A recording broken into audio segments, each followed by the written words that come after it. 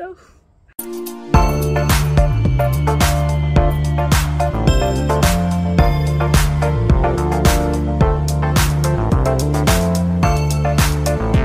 Hello everyone! Welcome back to Mom Life with Camera. This is the day 2 of my comeback series. And today's vlog, this vlog is going to be super fun. And probably super cringy. I'm going to react for some of my old videos dito sa YouTube. Yung mga old videos ko na ina-upload dito sa YouTube. As in, ito yung mga unang videos ko nung nagsisimula pa lang ako mag-vlog. So, if you've been with me since then, brace yourself. Kasama kayo sa trip down memory lane. May pa alright. Good morning, good afternoon, good evening. Ano oras yung ito pinapanood? Alright, alright, alright. Today, mag-unboxing tayo ng mini Shopee haul. Hindi ko na ito papagtagalin. Sandali lang. Okay guys, ito na siya. Tada!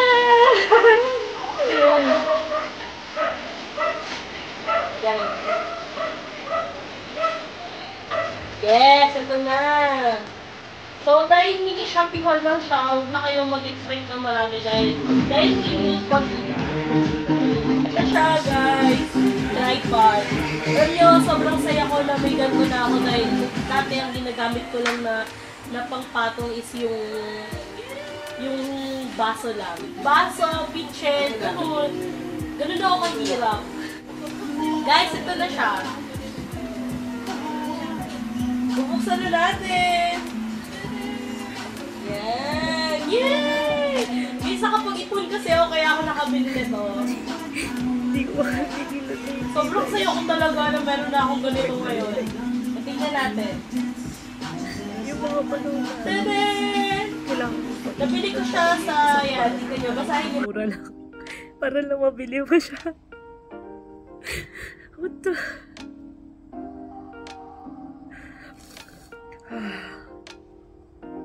Okay.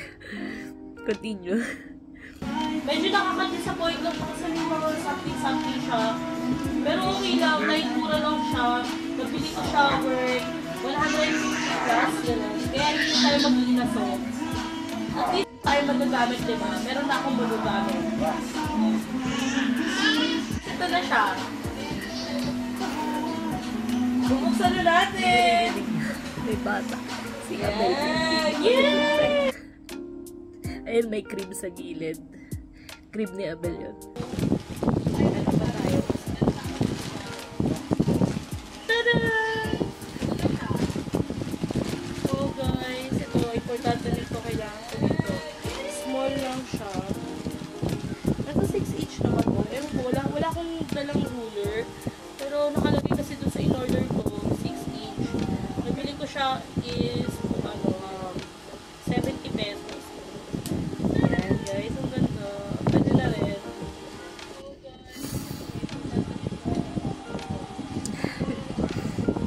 Is, diba?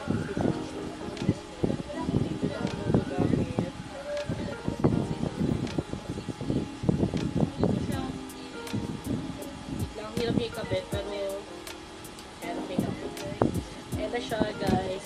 Gagamitin ko to kapag pwede ko siya ipatong kung saan-saan or gano'n-gano'n. Parang ang tawag Tikit lang kung saan-saan, magbawal. yun kasi yung parang pagdating sa bahay, magagamit ko yun sa malaking tripod. Sa mga surface, like sa mga halimbawa sa bakal, sa puno. So, ayun. Maganda yung ganyan. Actually, marami na rin ako naging tripod sa tagal na. Sobrang, kaya sobrang pangarap ko magkaroon ng ang tawag dun yung meron ako ngayon. Yung DJI Osmo na gimbal. So, ayan, meron akong gimbal. Sobrang matagal ko pinangarap. Kaya nung nabili ko yun, sobrang tonto. Actually, hindi ko lang masyado nagagamit. Nakatenga lang siya. Pinag-iisipan ko kung ibebenta ko siya. Pero parang wag na nga lang. Iniisip ko talaga. Kasi nga, pangarap ko yun eh. So, ayun. Parang ayoko rin siyang i-let go. So, ito, medyo naging emotional lang ako. Kasi yung mga naaalala ko, like, before, na talagang kailangan ko pag-ipunan yung isang bagay para mabili ko. Alam niyo yun, kasi nang time na yun, nagsisimula pa lang ako, hindi ako ganun ka-hustler or ka-expert sa mga bagay-bagay. So, ang tagal na nito ilang taon na to, like, 6 years ago, 7 years. Sobrang tagal na, like,